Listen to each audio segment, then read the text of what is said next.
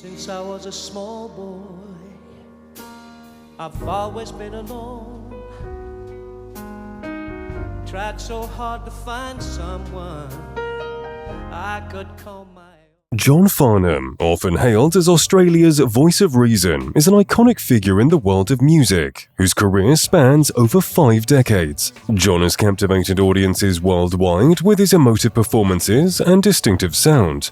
Renowned for his powerful yet soulful voice, he's earned a reputation as one of Australia's most celebrated artists. From his early beginnings as a teen idol to his later reinventions as a mature and respected artist, John Farnham's legacy continues to resonate with generations of music lovers. However, John's path to success was far from smooth.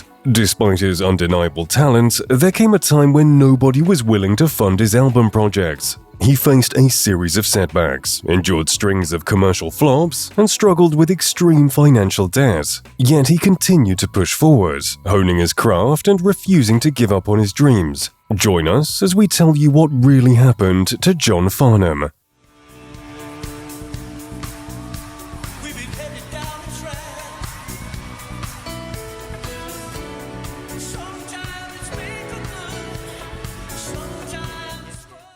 John Peter Farnham was born on the 1st of July 1949 in East London, England. His parents, John Peter Farnham Sr. and Rose Farnham, welcomed him into the family that included his sisters Jean and Jacqueline, as well as his younger brother Stephen. The first decade of John's life was spent in the United Kingdom, until his family made the decision to immigrate to Australia in 1959, settling in Melbourne.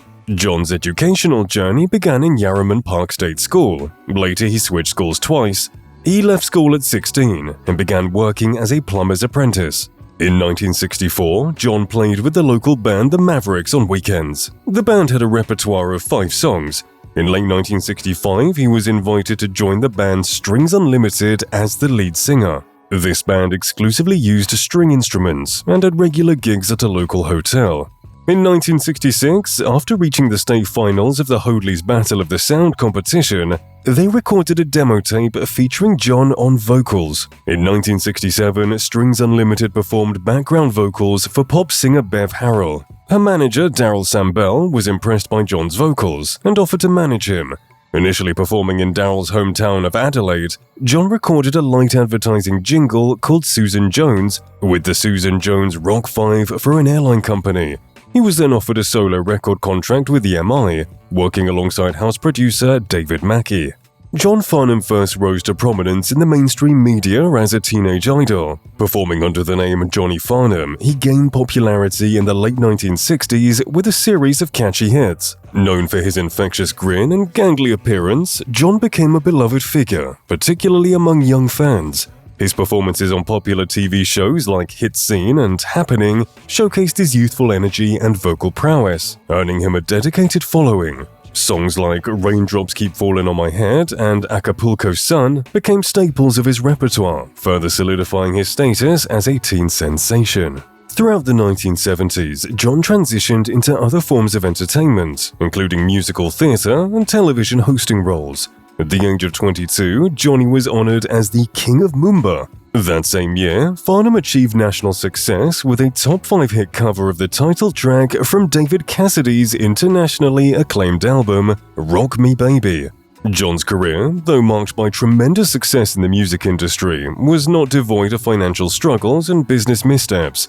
Among these challenges was his involvement in the ill-fated Melbourne restaurant venture known as Backstage, located on Spring Street. Backstage was intended to be more than just a restaurant. It was envisioned as a vibrant entertainment venue, offering patrons a unique dining experience coupled with live performances. John, along with his business partners, invested heavily in the venture, hoping to capitalize on his popularity and draw crowds to the establishment. However, despite their optimism and efforts, Backstage encountered numerous obstacles from the outset. The restaurant faced fierce competition in Melbourne's bustling culinary scene, struggling to distinguish itself and attract a consistent clientele. Additionally, operational issues and financial mismanagement plagued the business, exacerbating its woes. As the challenges mounted and losses accrued, Farnham found himself in dire financial straits. The burden of the restaurant's debts, combined with other financial obligations and tax liabilities, made a dent in his finances. In a desperate attempt to mitigate the situation and settle his debts, John resorted to selling off assets and liquidating investments. The overwhelming financial burden stemming from the failed restaurant venture and outstanding tax obligations plunged John into a deep depression. Struggling to cope with the weight of mounting debts and the uncertainty of his future, he found himself in a dark and despondent state. During this challenging period, John's wife, Gillian Billman, emerged as a beacon of light and support. Their bond proved to be a source of strength and solace for John.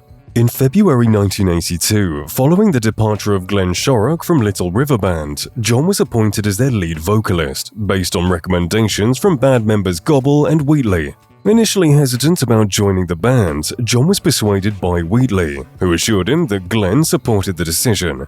This marked a significant shift for Farnham from cabaret to rock music.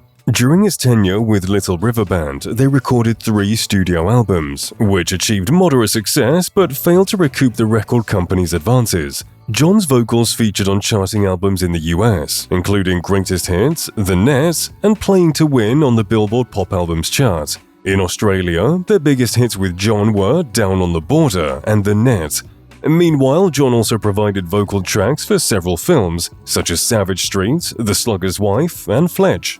Despite positive reviews, tensions arose within Little River Band, leading to John's decision to leave. The lead single, Playing to Win, sparked disputes over authorship, with John expressing frustration and a desire to exit the band. By late 1985, conflicts escalated, prompting John's departure. In 1986, John Farnham found himself at a crossroads in his career, with many in the Australian music industry counting him out. Having been in the spotlight for nearly 2 decades, first as Johnny Farnham, the grinning teen idol, and later as John Farnham, attempting a shift to more serious music, he struggled to find his footing. Despite initial attempts to break away from his earlier image with albums like 1980's Uncovered, success seemed elusive. By the time his close friend and manager, Glenn Wheatley, took a significant risk in 1985 by remortgaging his own home to finance what would eventually become Farnham's most successful album, Whispering Jack, the singer's career appeared to be on the brink of collapse. The turning point came with the release of You're the Voice, a monumental single that would redefine John's career trajectory. John's rendition of You're the Voice breathed new life into his career. Its unconventional elements, such as a car door slamming sample and a bagpipe solo, added to its uniqueness. Despite doubts stemming from John's past image, the song surpassed expectations, becoming a huge success and thrusting Farnham back into the spotlight. You're the Voice became the centerpiece of John's album Whispering Jack, which went on to become the highest-selling album by an Australian artist of all time. The song's unexpected triumph solidified John's status as a legendary figure in Australian music, marking a remarkable comeback and securing his place in music history.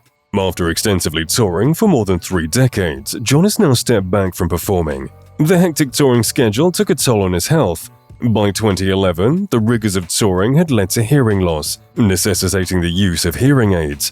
Despite this, John continued to push himself, driven by his sense of duty and determination. In 2019, concerns arose among fans when John was forced to cancel a tour due to a severe kidney infection and dehydration. Despite the setback, he returned to the stage, playing numerous shows throughout the year.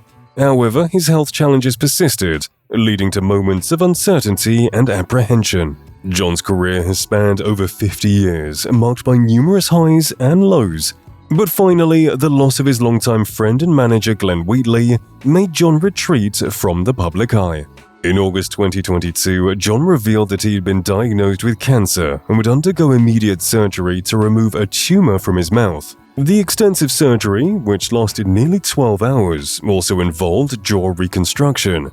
Following the procedure, John was transferred to an intensive care unit, but remained in stable condition. Fortunately, the surgery was successful in removing the tumor, bringing a sense of relief to John and his fans. Precisely 1 year following his surgery, John announced through a statement that he had been declared cancer-free. In an interview with Variety Australia, his sons responded to questions about John's future in touring and releasing new material, expressing openness to the idea. They stated that their father can still sing, so anything is possible. Undoubtedly, John's journey epitomizes the power of perseverance and the triumph of the human spirit. With a career spanning over 5 decades, marked by chart-topping hits, iconic performances, and unwavering dedication to his craft, John has solidified his place as a legendary figure in Australian music history.